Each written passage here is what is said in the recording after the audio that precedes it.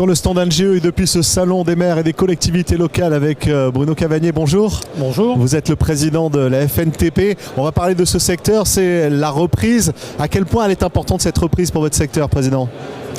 Écoutez, on a, vous le savez, vécu une année 2020 très particulière. Chantiers qui se sont arrêtés, qui ont repris, une année 2021 dont on craignait qu'elle soit compliquée. Et puis finalement, on estime l'atterrissage en fin d'année à plus 10% par rapport à 2020. Donc c'est pas encore tout à fait 2019 puisqu'on est encore un petit peu en dessous. Mais globalement, c'est quand même une bonne année. Et d'ailleurs, quand on discute avec les entrepreneurs un peu partout en France, je fais le tour de France en ce moment, ils sont plutôt confiants.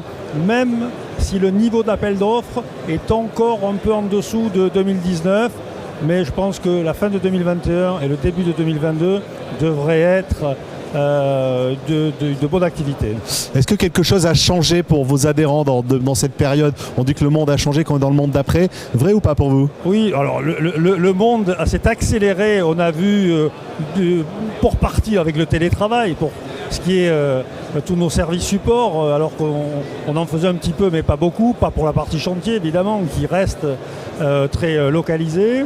Et puis ce qui s'est accéléré, c'est un sujet sur lequel on travaillait depuis 2 ans déjà à la FNTP, c'est la transition écologique, la décarbonation de nos métiers. On a lancé une grande étude pour savoir comment décarboner nos métiers, comment laisser un monde meilleur à nos enfants, nos petits-enfants, et en même temps comment créer du business pour nos entreprises, nos salariés. On a travaillé avec Carbone 4, on a travaillé avec Utopie. On s'est aperçu que l'empreinte carbone de nos entreprises de travaux publics, c'était 3,5% de l'empreinte carbone française.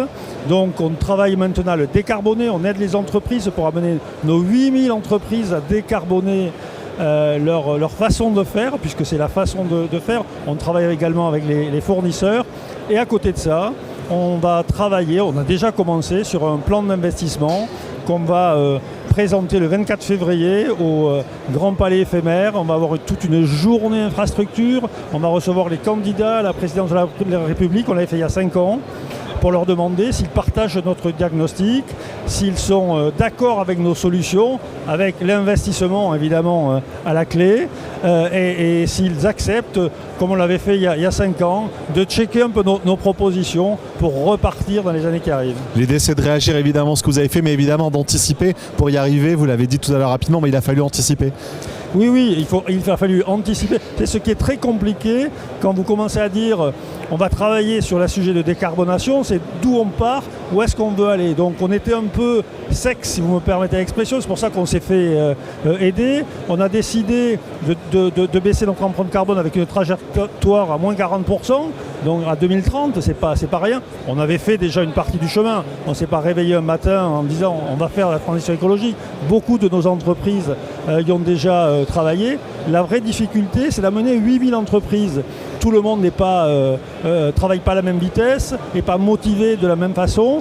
Donc vraiment le travail qu'on fait aujourd'hui, c'est comment on amène tout le monde à se dire il faut décarboner nos métiers, il faut qu'on avance là-dessus.